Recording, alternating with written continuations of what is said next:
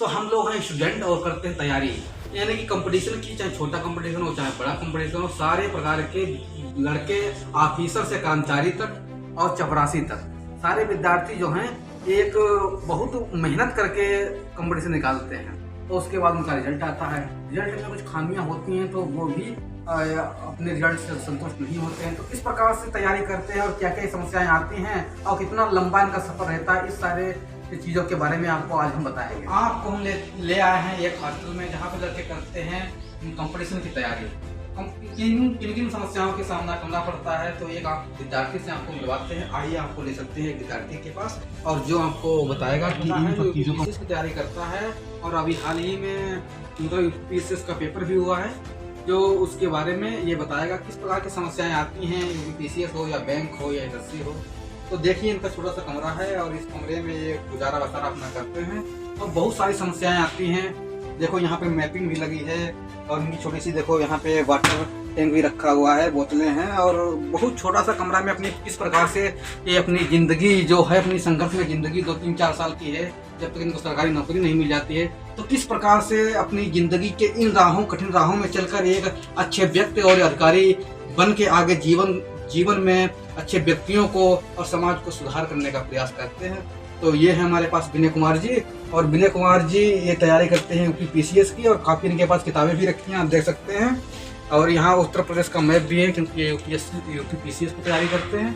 और ये यहाँ पे हमारे महादेव भी हैं। देखो हर प्रकार की श्रद्धा पूर्वक विद्यार्थी जीवन में तैयारी करनी पड़ती है, भगवान मनोबल और काफ़ी विशेष रुचियाँ लगानी पड़ती हैं।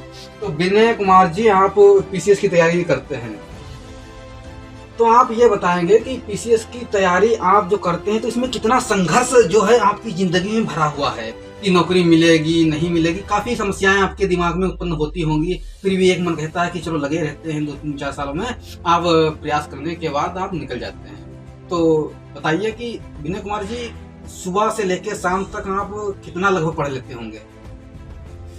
सुबह से शाम तक लगभग 10 से 12 घंटे पढ़ाई करना ही पड़ता है। मतलब हाँ, ये मतलब जरूरी है कि अच्छी नौकरी के लिए अगर आप जल्दी सक्सेस होना चाहते हैं तो लगभग 10 से 12 घंटे पढ़ाई करना ही पड़ेगा। बिल्कुल। सुबह से शाम तक आप चाहे जिस भी टाइम करें, लेकिन 10 से 12 बजे तक आपको 10 से 12 घंटे पढ़ना ही पड़ेगा। तो विनय कुमार जी आप जो सुबह मॉर्निंग में कितने बजे उठते हैं?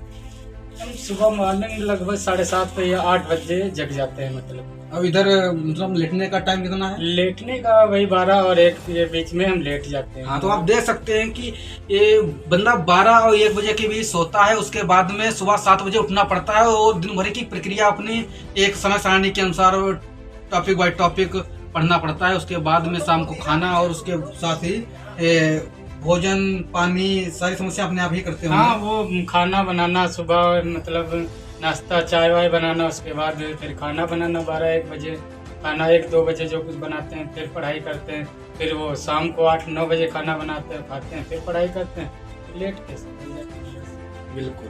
तो आप जो कोचिंग पढ़ते हैं इस समय आप किताबों से पढ़ते हैं या कोचिंग आपने ली हुई है? नहीं, अभी तो हम बुकों से पढ़ रहे हैं, बुक खरीदे वही पढ़ रहे हैं, और फिर मतलब सोच रहे हैं कि कोचिंग भी करेंगे, लेकिन अभी पेपर है 4 महीने बाद, तो अभी तैयारी कर रहे हैं। पेपर हो जाने के बाद हम कोचिंग ज्वाइन करेंगे।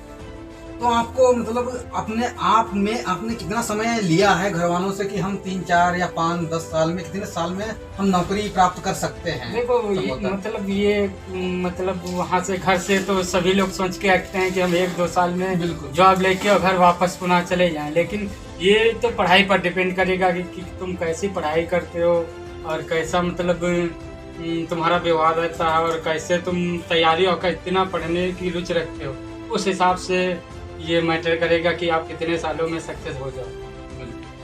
तो विनय कुमार जी ये आप बताएंगे कि छोटे से रूम में आप रहते हैं, मैनेजमेंट में कोई समस्या तो नहीं आती है? नहीं, समस्या नहीं, लेकिन फिर भी दिक्कत तो इतने छोटे से रूम में होते लेटते हुए अच्छी तरीके से नहीं बनता है।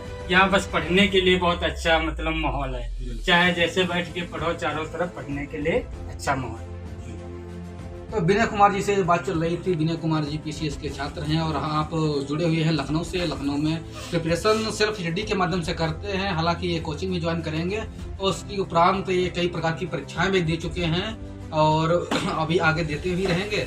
तो आपसे इनसे बात करते हुए कैसा लगा है आप कमेंट बॉक्स में जरूर बताइए। Catch 'em all.